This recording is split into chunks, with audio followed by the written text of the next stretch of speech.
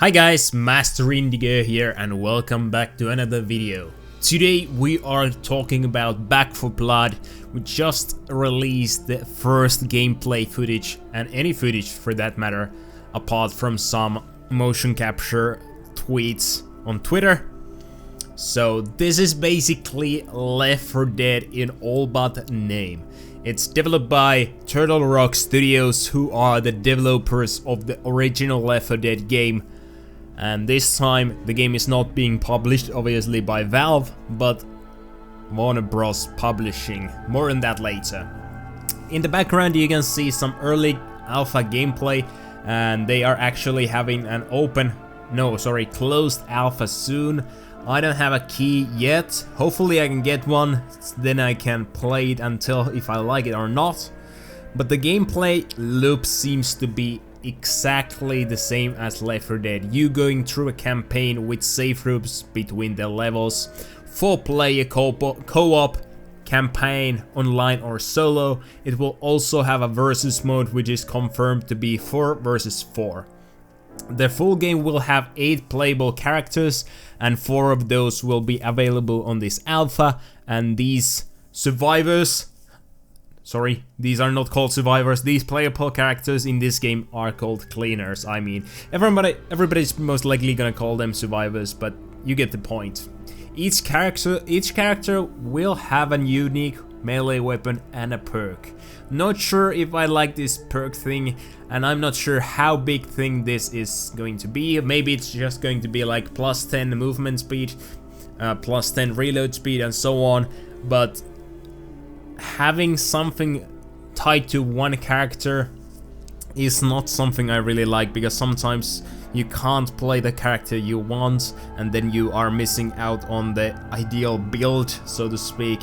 Even if there's no skill trees like in Payday, it's going to affect how you play the game. Just like Left 4 Dead, there are common enemies and special enemies. Enemies are called the Ridden. There are Hawkers, Ogres, Bruisers, which are also called big boys in the footage, and Wretches. Hawkers seems to be similar to Hunter, agile enemy that can incapacitate other players and you need to help them. Kinda like Cloakers in Payday 2, somebody else needs to help them to get up back into the game. Ogre is kinda like a huge version of the tank, a big boy. He has a weak spot, and you really need to focus on him if you wanna take him out. Bruiser, on the other hand, kinda reminds me of a tall version of a tank. He has this big sledgehammer arm, which he will use to kinda charge at you, so maybe it's like a mix between a charger and a tank. Wretches are like boomers. They have acid pools they can spit and they will explode when you shoot them. So, as I said, it's basically Left 4 Dead 3. And just like in Left 4 Dead, the game director will change how the gameplay rolls around. Sometimes there will be different weapons scattered around, there will be more enemies, they are coming from different places, there are going to be special enemies in different places and so on. One big focus seems to be a new roguelike card system. You can get small boosts and so can the enemies. Some are minor, some game changing, like minor ones are plus 25% reload speed, plus 10% ammo, plus 10% reload speed and so on. And some simple ones are cool, like whenever you heal someone for like 40%, you will also heal yourself for 40% and so on. More accuracy whenever crouching and so on. And one thing that is obviously different is this game is a little bit more modern than Left 4 Dead 2. You can aim down your sights, and I believe I saw at least different weapons like AK-47, MP5, M14, Mossberg 500, Mini Uzi, AR-15, 1911, Scar H or Scar L, a revolver of some sort, Beretta M9, and we also saw some normal grenades, Molotovs, bat with nails, a normal baseball bat, and a fire axe. You can also find attachments like red dots and lasers around the levels that will obviously change every game because of the game director. One thing that worries me about these loot cards, whatever you wanna call them, is this one. Trophy Hunter. When you kill a mutation, gain 10 copper, up to 300 per level. Now this copper seems to be some sort of currency that exists outside of missions. Maybe this is used to buy character skins, weapon skins, or more cards that you can use in the missions in some sort of in-game store. This game is being published by Warner Brothers, who have added microtransactions before to Shadow of War and single player games, so this is going to be making a lot of people a little worried. Maybe this copper is something you can earn by the game and use to purchase some simple skins and things like that, and maybe you are also gonna have like silver and gold that you can only use or buy with real life money, which is not something I really hope for. They have said that they haven't really said anything about microtransactions yet, but this really does look a little bit suspicious. They have said that they are focusing on making a good game, and if there is going to be microtransactions, they hope to communicate with the community so that they are okay with the type of microtransactions the game will have. So it's quite likely the game will have microtransactions, but hopefully it's not going to be anything gameplay affecting.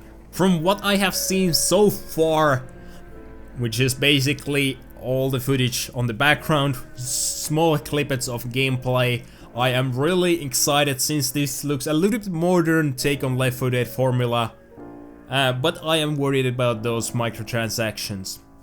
They haven't announced a price or anything like that, just that it's going to be a full AAA experience, so I expect it's going to be like a full priced game, which is going to be like 50 to 80 bucks these days, like who knows. On PC this game is coming out on both Epic Games Store as well as Steam, and the alpha is only on Steam, so looks like it's not going to be an Epic Games exclusive, which is really exciting.